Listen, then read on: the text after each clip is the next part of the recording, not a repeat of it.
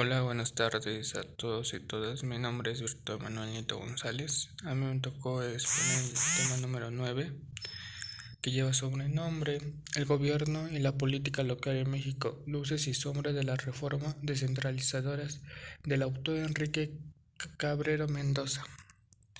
Menciona los tres niveles de gobierno, que es lo que toca en esta obra. Luego tenemos que el gobierno federal, estatal y municipal deben trabajar conjunto para tener buenos resultados. El presente documento se divide en tres partes, que yo lo dividí como parte 1, reencuentro del proceso descentralizado mexicano en las últimas 3 décadas. Dice que en México se han presentado una gran variedad de iniciativas descentralizadoras que han buscado modificar los sistemas de competencia intergubernamental, así como el papel que juega cada nivel de gobierno, que juega un proceso en la política, particularmente en temas esenciales, que es la educación, la salud y la infraestructura local.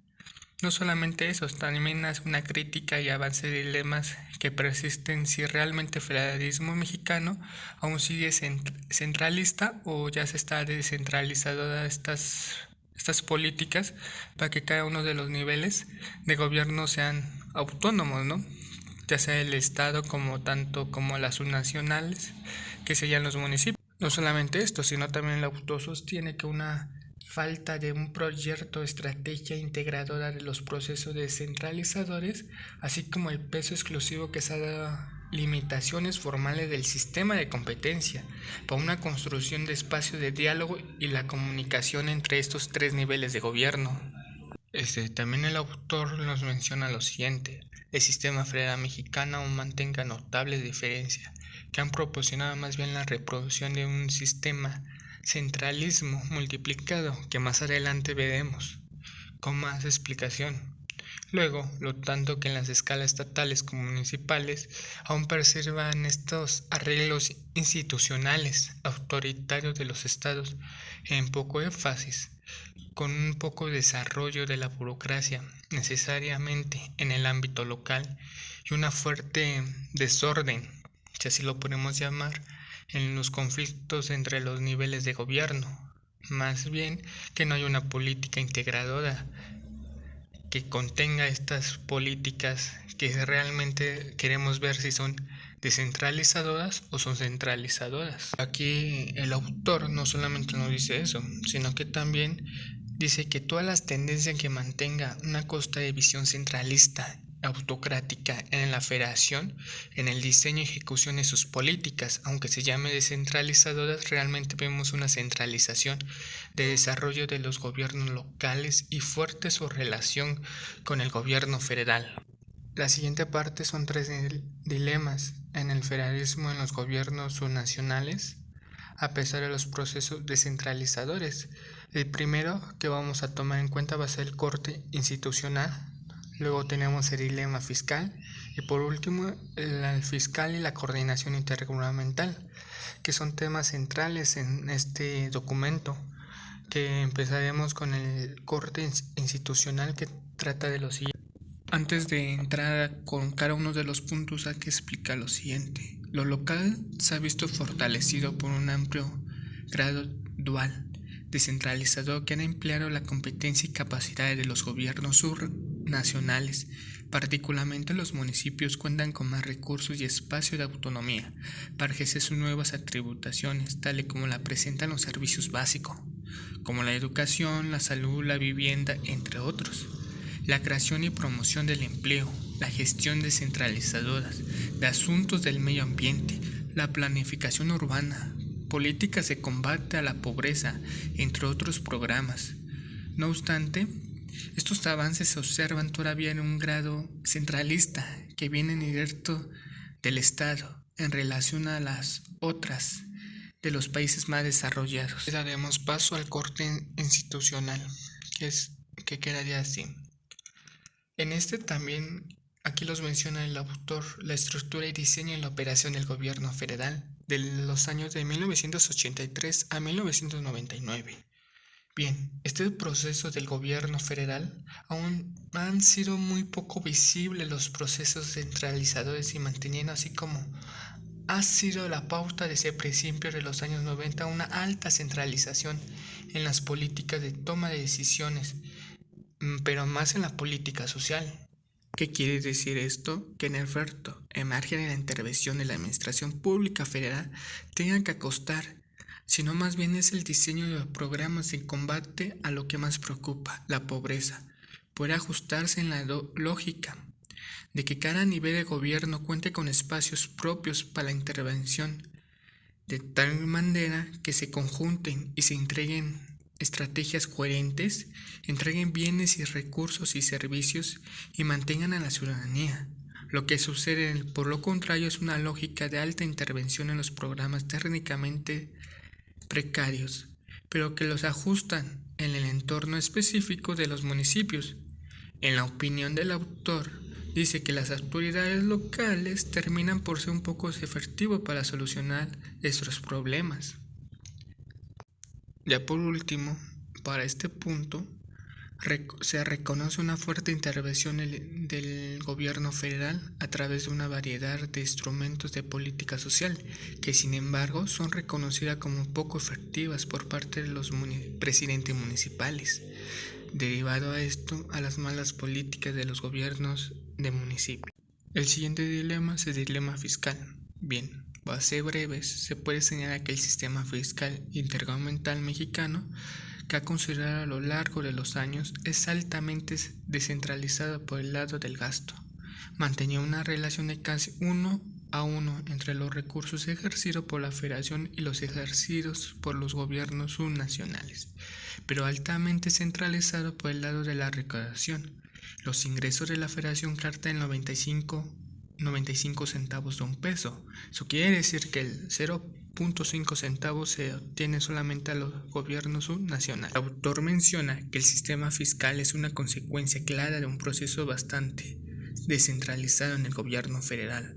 Ha tenido que incrementar de manera significativa la centralización de los recursos para la operación de políticas descentralizadoras, como son la educación y la salud y el desarrollo social. Pero se otorga mostrante ampliamente negativo la otorgación de un mayor margen de maniobras a los gobiernos subnacionales en la recaudación del ingreso, bajo un argumento eficiente tributario, pero con base a una medida muy simple de desequilibrio que se encuentran actualmente, que resulta dividir el porcentaje del gasto ejercido por las autoridades subnacionales con los ingresos obtenidos. Es posible concluir que la autonomía del gasto estatal y municipal de nuestro país es casi nulo. Los primeros se encuentran con una autonomía del 10%. Posteriormente tenemos un 27%, con base a una medida muy simple de desequilibrio que se muestra en la gráfica 1, que veremos un poco más adelante, que resulta dividir el porcentaje del gasto ejercido por las autoridades subnacionales con ingresos propios. Es posible concluir que la autonomía del gasto estatal y municipal en nuestro país es casi nula. Los primeros encuentran con una autonomía del 10%, en el segundo con una autonomía del 27% de los recursos. Como fuente principal, el INEGI, en la gráfica 1, que es la composición del ingreso estatal de 1989 a 2007, vemos que dentro del sistema de coordinación fiscal intergubernamental en México se definen dos tipos de transferencias federales para estados y municipios: las aportaciones y participaciones. Las primeras consisten en ser libres, que el estado y el municipio pueden ejercer como consideren apropiado. Por segunda tenemos las aportaciones, que son transferencias, que eso están dedicadas solamente a la educación, salud y seguridad, entre otras, las cuales solamente deben ser ejercidos en esos apartados. Por último, tenemos una parte considerable, que son las aportaciones empleadas para el pago de salarios a los maestros, el mantenimiento de escuelas y hospitales, en menor medida para la construcción del municipio. En la siguiente gráfica, que es la gráfica número 2, vemos la composición del ingreso municipal de 1989 a 2006. El camino ha sido algo similar como en la primera gráfica. Es posible constar un crecimiento de casi 5 veces los ingresos municipales totales. Dicho aumento se debe al fuerte crecimiento en términos reales de los recursos que provienen de la Federación y no el fortalecimiento de las capacidades propios de las autoridades locales. Con esto, los gobiernos locales, al igual que en los casos de los estados, han comenzado a ceder espacios para el diseño e implementación de acciones propias. Así, están bajo el mando de la Federación. En la gráfica 2 tenemos la composición del ingreso municipal de 1989 a 2006.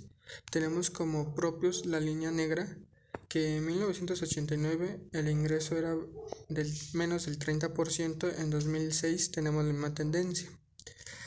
En las participaciones, en 1989 tenemos que es menor al 30% y en 2006 llega a tener un 41%.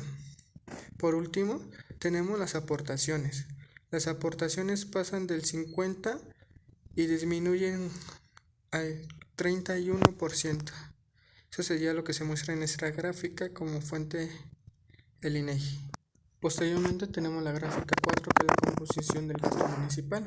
Tenemos la corriente, que en 1989 fue menor al 70% y en el año 2006 esta tuvo una disminución que estuvo entre el 60% y el 51%.